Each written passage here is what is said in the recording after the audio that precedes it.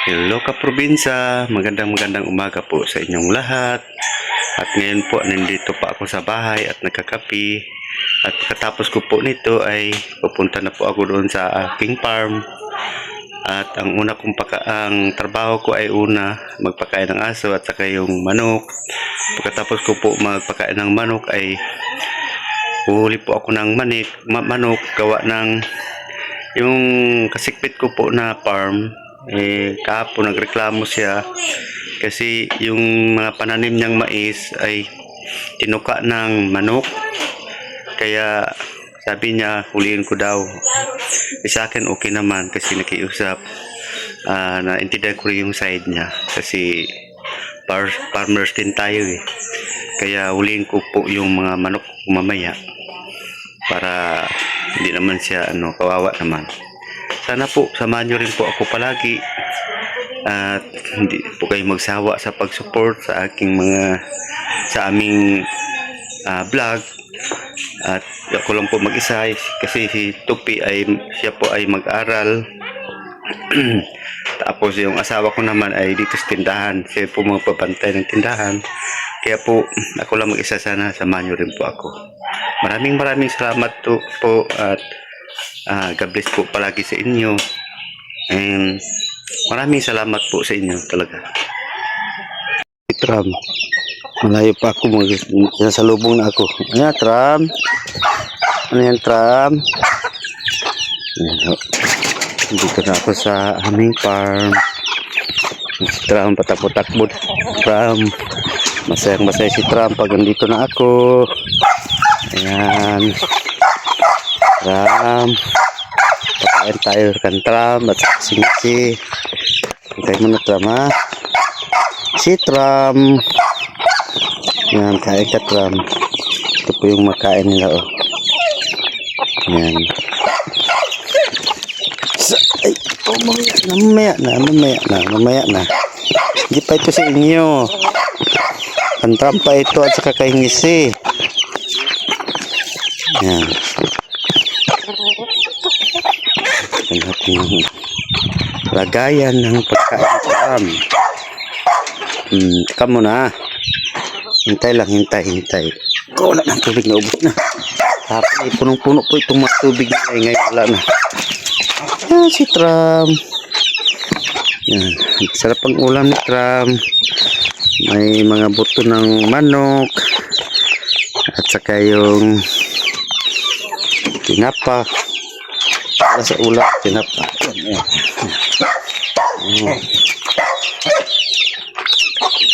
Ito naman yung kay ngisi. Yan. Sige, Tram. Ito naman kay kuya ngisi. Sarap ang ulam. Tara.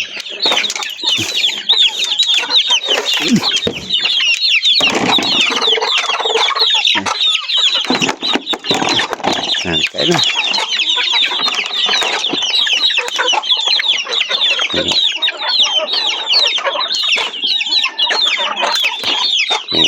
Yung mga manok, gutom na rin sila. Ayan, o. Hindi pa ako nagpakain. Bali, prepare ko muna itong kasi huliin ko yung mga manok ngayon.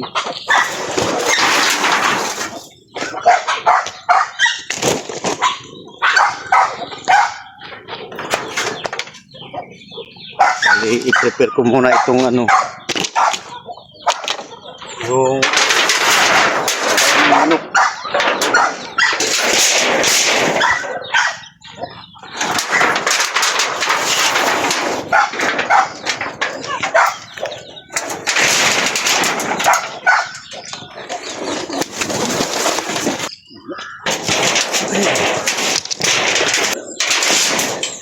Prepare natin yung lagay ng manok. Kapag may mahuli ako ngayon, ay dito ko po ilagay.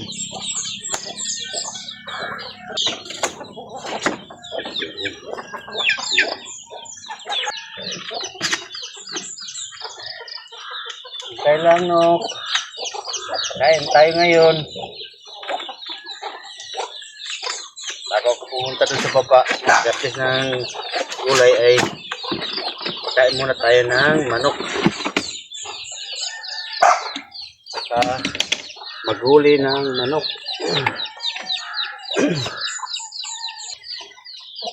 Kasi yung isa sukat to.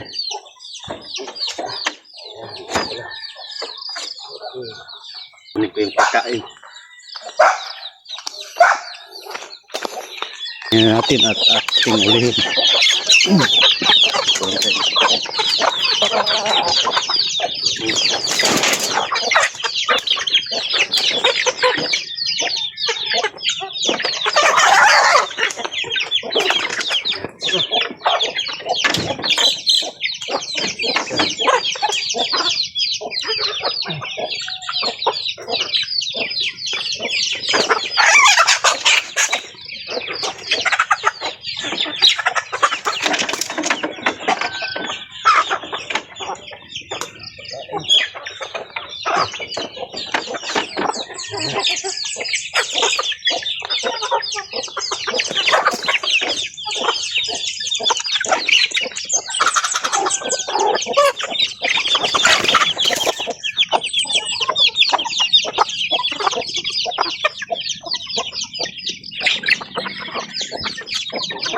Ito yung importante ito yung ano, yung nahin.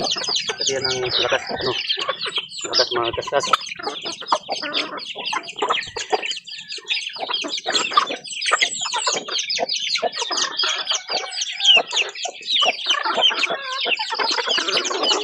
Ano, i-try natin hanapin yung mga bunga niya kung mayroon pa. Kasi sa tingin ko, hina na eh. Pero baka mayroon pa.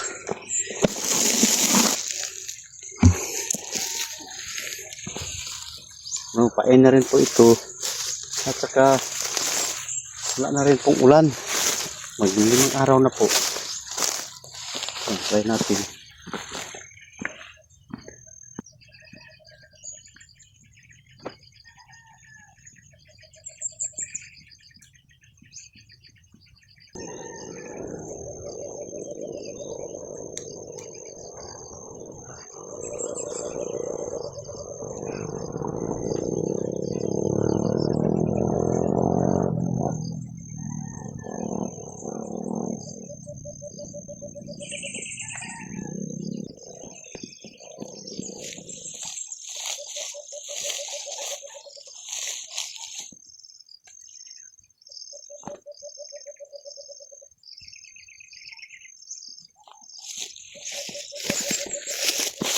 No, 2 piraso lang po.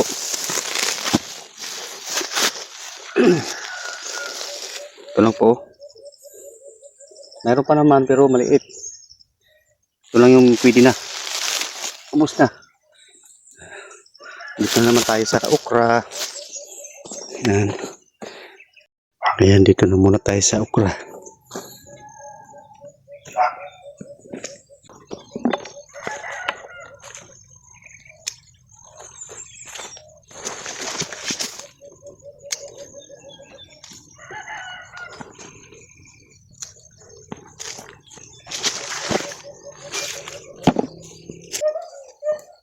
Kahit sobra pong init.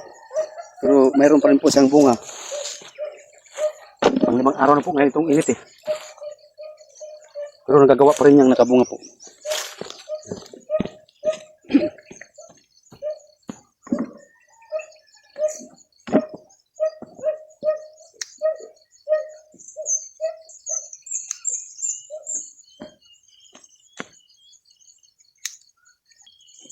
Malaki. Oversize na naman. Hindi napansin, hindi nakita. Kaya ganito na lang laki niya.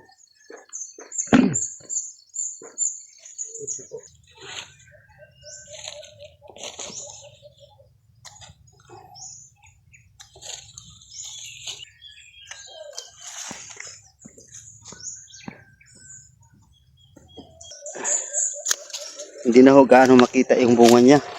Kasi nasa ilalim na po yung mga bunga niya eh. Kumbaga yung mga galing sa ilalim. Tulad dito yung mga tawag dyan. Salingsing. Sa ilalim na ho. Kaya pag di-garbis dito, kailangan silipin natin yan sa ano. Silipin natin. Kailangan silipin yan sa ilalim kasi andun yung mga bunga. Ano.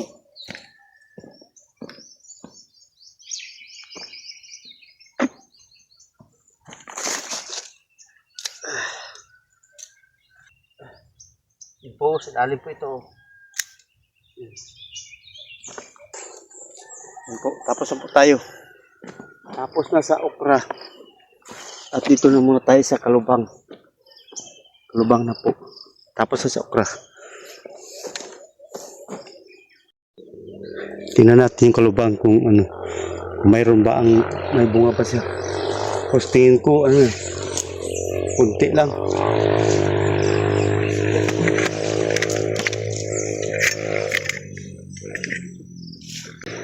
Ito po. Yan. Bali, ito lang po yung nakuha ko. Wala na, maliit pa yung iba.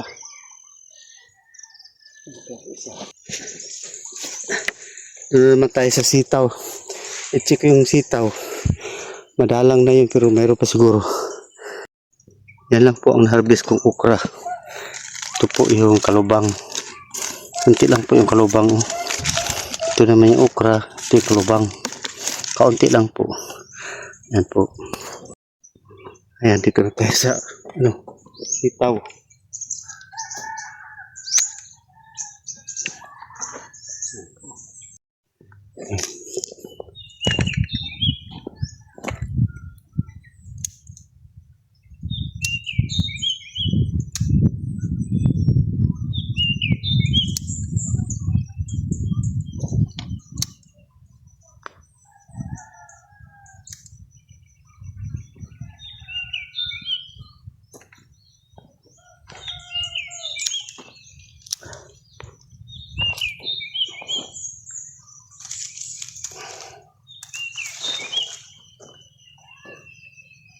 Ayan po, tapos na po tayo. Ito na po yung ating sitaw. Ito po yung sitaw. Yun o. Sa ilalim yan, okra at saka kalubang. Ito na po ang ating na-harvest. Kunti lang. Yun o. Ayun ho, mayroon tayong may bunga yung talong kahit kunti lang po. Harvestin natin ngayon. Yun o. Ito yung talong ko na kunti lang. Yan o. Yung nasa itaas, yun ho ang malaki. Yun doon, pero matanda na ho yun.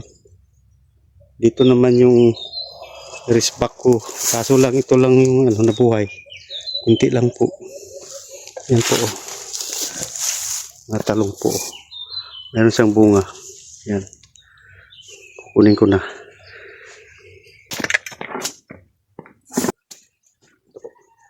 Ito maliit lang. Pero okay lang to.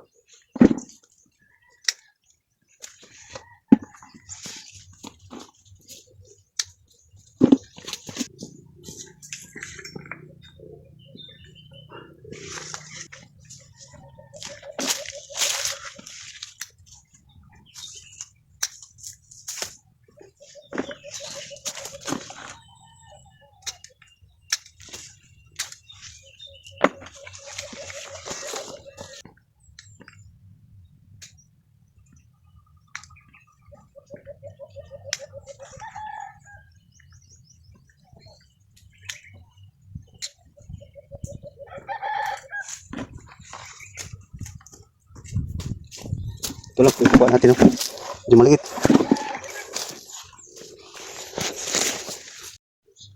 Ito yung mga talong na mga dati kong talong.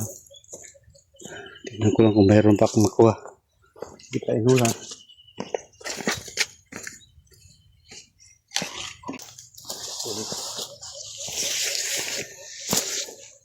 Kuha na lang ako ng kabutitap kasi baka kukunin mamaya. Hindi ko alam, baka mamaya mainit din. Kaya po yan, tatapusin ko na lang siguro.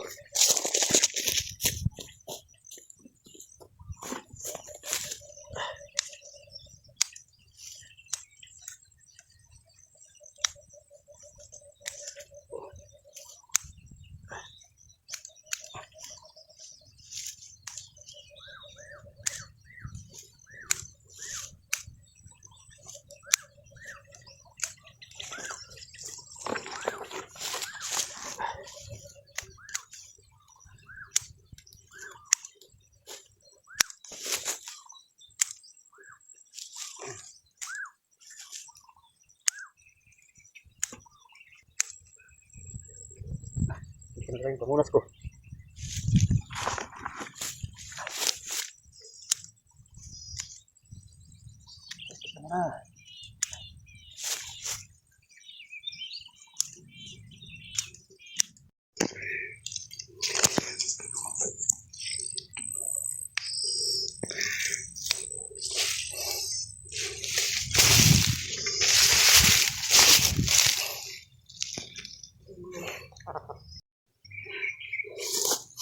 Yung kunti na lang kulang. Yan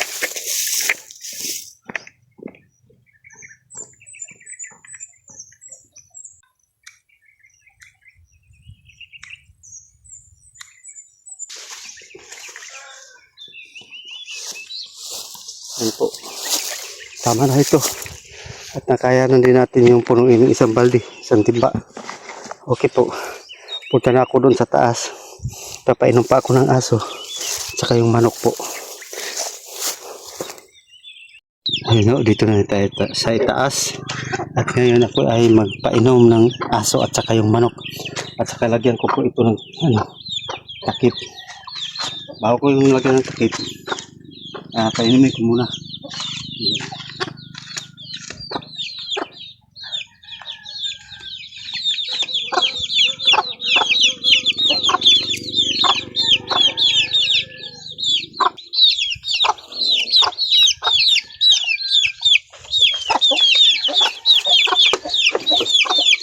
Lagyan natin ng inuman itong mga manok.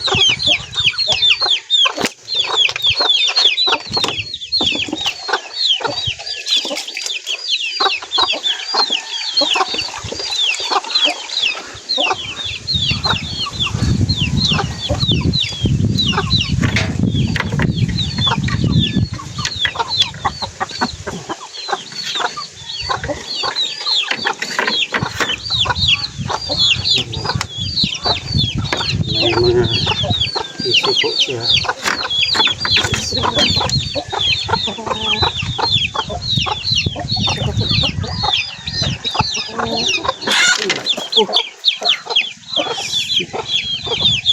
Ay, naku, kumpiyansa naman ito. Oh. Kumpiyansa talaga. Ayan. Ako huy, masaya na sana dahil nahuli ko na yung inahin na manok kanina. Kaso lang ngayon, nagpainom ako. Naku, wala. Tumalon. Kala ko hindi siya tatalon eh. Napaka yung manok na yun. At bukas na naman ito ay, kaya mamayang hapon ako mahuli ko na mamaya. At ito, kaprobinsya, at ako'y magpaalam muli dahil ako'y uwi na po. Maraming salamat po sa inyong pakikisama sa akin. At God bless po sa inyo. At sana po andyan pa rin kayo. Dahil kayo lang po yung aking lakas. Kung wala po kayo, wala po ako, hindi ko kaya. Kaya po nagpapasalamat po ako. Dahil kayo ang aking masandalan. Kayo ang aking lakas. At God bless po sa inyo. Ingat po kayo palagi. Maraming salamat. Bye bye po.